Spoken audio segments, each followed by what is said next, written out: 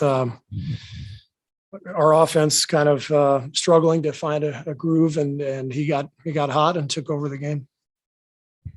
Steve, congratulations on being named one of the 15 coaches of the greatest coaches of all time. That's way better than California Sports Writer of the Year. Way better than what? California Sports Writer of the Year. It's like way up there. I was curious. You took Clay out, and he was right. I feel like at that cusp of the 30 minutes. Maybe it was like 31, and then he comes back in shortly after that. How tough was that decision, and what went behind that moment there?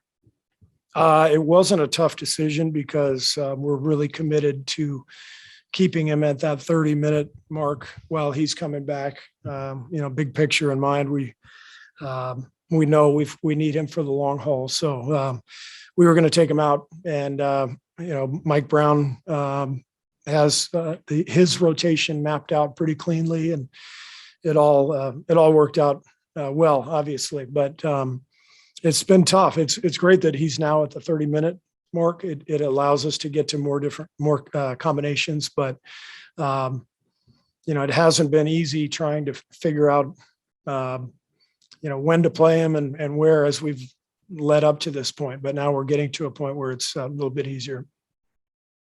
Does the offense just flow to Clay when he's like that, or are you calling stuff to get him shots at any point? It's more just Clay himself. We might have had a call or two out of the timeouts for him, but for the most part, it's just Clay finding his groove, and guys doing a good job of getting him the ball.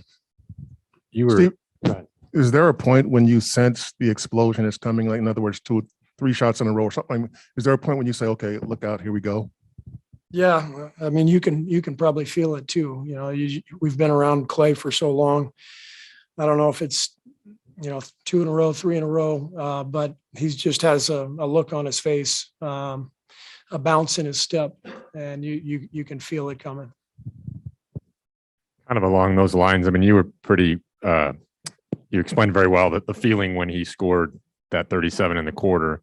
Can you just describe sort of the emotion in the building and on the bench when he does get in that kind of zone?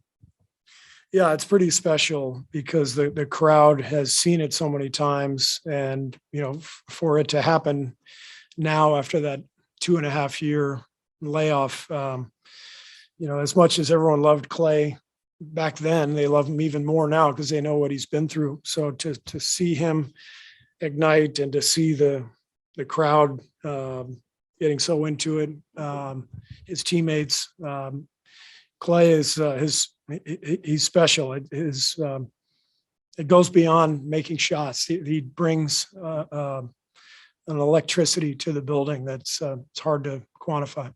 What'd you think coming in tonight? Obviously, he's out there guarding LeBron most of the time, and fouls probably are going to be natural at some point. But what did you think of? He scores 16 points. He gets 9 rebounds.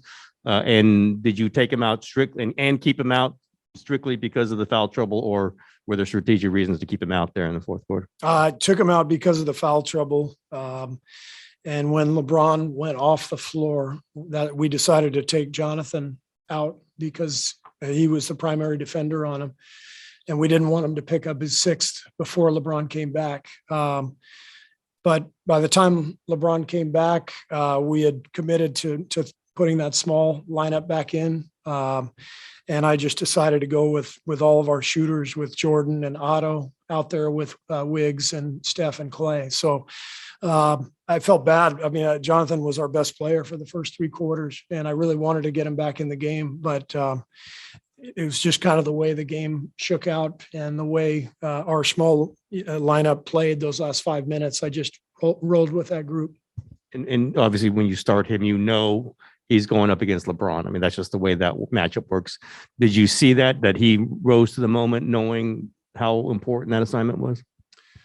He definitely rose to the moment. But the plan was, let's get him experience now. Let's put him on LeBron now because he's going to have to guard LeBron and plenty of other guys in the playoffs who are, really, really tough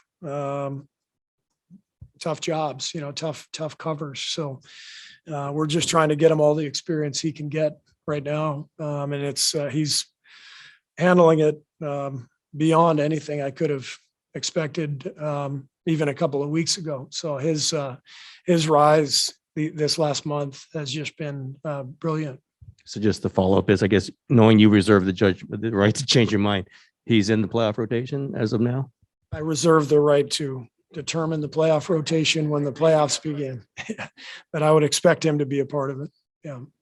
Steve, can I just build a little bit on what Ron asked in terms of reaction? Clay really kind of lit up the crowd there in the fourth quarter. Is that the loudest you've heard Chase? Any memories of Oracle? It seems like this crowd is starting to grow in its voice. Chase has been pretty loud this year. We've had a lot of big games, and Clay's return against Cleveland, it was really loud. He had a game a couple weeks ago here where he caught fire in the first quarter and made 7 straight shots, and the place was going crazy. So Chase is developing its own identity, and it's up to us to put on a good performance to bring the most out of the crowd. But I think the building keeps noise in really well. It's much more intimate than a lot of the new arenas around the league, and it feels great playing out there. How do you generally just think you guys played overall? I thought we played very poorly, actually. Offensively, we did a few good things. We took care of the ball. Clay got hot in the fourth, but I thought we played a very poor defensive game. Let back cutters get to the rim, didn't box out. Transition defense was really bad, but we found a way to win. So we've just the last couple of weeks, I don't think we've been that great, but we're finding ways to win. But it's not going to be enough if we keep playing like this. You decided to foul up 3, and it kind of worked against you. I mean, what did you think of that call? And is that sometimes what makes you hesitant to foul up 3? That possibility?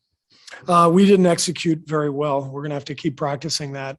We had I thought, one really good chance to foul right away. I think Gary was guarding the dribbler, and he said he tried to foul, but I thought he could have really wrapped him up right there.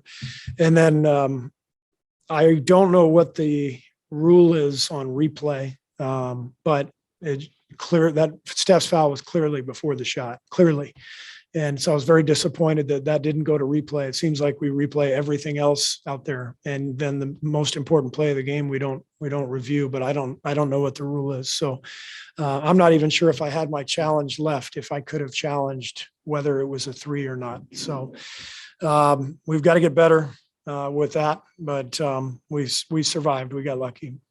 Yes, the fault was there instruction, don't foul until there's 5 seconds left, or was it foul immediately? We practice, and I'm not going to give you all the details of what our strategy is because it doesn't make sense to tell the world, but we practice that situation and we need to practice it some more.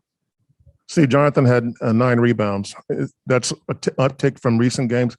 How much of that was focus and how much of it is just activity, or what do you think is behind that? I think he's listening. He's really coachable, and our staff has been on him to rebound more. And I thought right from the beginning he did a good job on the boards.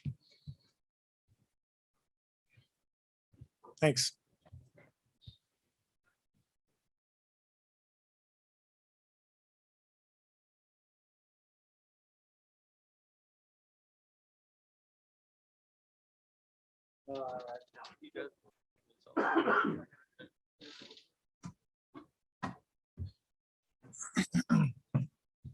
When you start against the Lakers and know that you've got LeBron James as your assignment, what's the thought process, and how'd you think you did?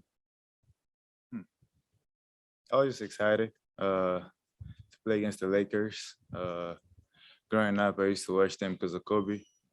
And then growing up, I actually, like, everybody watched LeBron growing up. So going there, playing against him, it was super cool. How'd you think you did? I mean, it did okay. It did okay. Have you ever played against someone as strong and talented as he has? I mean, there aren't that many of those guys on this earth. I would say he's super talented. I'll say Julius Randle kind of physical, way more physical than LeBron. But LeBron is just super talented. His pass accuracy is high level. Like he sees the floor really good. Is this something you enjoyed, or was this like a job to you today? I mean, I enjoy playing basketball. I love it. And just playing against people like that, the day they retire, they're not gonna be there. So just picking up a little things that they do on the floor and maybe learn from that. We can all see how many minutes you're playing more and more. Steve Kerr just said there's a good chance you're in the playoff rotation. Do you feel this coming? Do you feel this like this is where they're setting you up to take off? I mean, I feel like this is a preparation because for sure I know we're gonna be in the playoff and just playing hard every single day, picking up every little details. It's just a good preparation for the playoff and just learning and stay consistent. You had 9 rebounds tonight. Can you pinpoint what helped you be really successful on the glass? Just find your man, find any man that's open, especially whenever they're shooting. And I watched a couple of my films before. There are some times I wasn't boxing out. So I just pick my man and just box out and the ball gonna fall right away next to me. So just things that I go back on more me and my coaches and watch films and just learn from there and just come out here and execute. Jonathan, what did you think of your first Clay explosion experience? What did you think of the first time seeing Clay go off in person like that, having a big performance like that? I mean, it's super exciting. Just watching him going crazy. And on top of that, it's not going like it's normal. Like it's a normal thing to him, just the way he's scoring. Because most of the people on the clutch time like that, whenever they shoot a 3 and make it, they go crazy. They just calm and I mean, it's super fantastic to just watch him do that. Clay had the assists on a couple of your dunks. What do you think about the relationship that you're building on the court? I mean, it's pretty much everybody on the court. Like I said, it took a little bit of time for me to know where I need to be on the floor.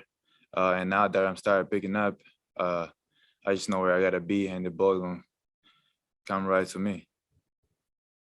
You mentioned watching Kobe growing up. Did you watch LeBron much? Do you have memories of seeing him on videos? And I mean, for sure, if I grew up watching the Kobe playing, most of the time, big games used to play against LeBron. So it's pretty much watching both of them at the same time. What do you remember about your 5 fouls tonight? And do you learn stuff, in like a touch foul where you put your hand in when he's ripping through, stuff like that? I mean, I only know the only foul I did, it was the first one. That was the craziest foul. But every year that fouls, I don't really think it was just a rookie thing. They was going to give me those fouls. So I'm not really worried about that. I'm just got to watch my hands and just know when I need to put my hands on somebody or not. It looked like you were talking to the refs a lot, though. I know it's a rookie thing, but is it still a bit irritating? Nah, really. I mean, you just got to let him know, like, I'm not fouling, I'm not doing this. So at least he knows next time he watch how I move while I'm playing defense against the guy with the ball. So those little things, I just got to let him know. Because with the fouls, if I keep fouling, they're going to take me out. And on top of that, I got to come me and guard the best player. So I got to do my best to not foul and just stay guarding the best player on the other team. Was there any conversation? LeBron mentioned anything to you? Anything like that? Not really. I feel like it was competition. He came here, he wanted to win. We wanted to win. So we was just going at each other. That's pretty much it. Good.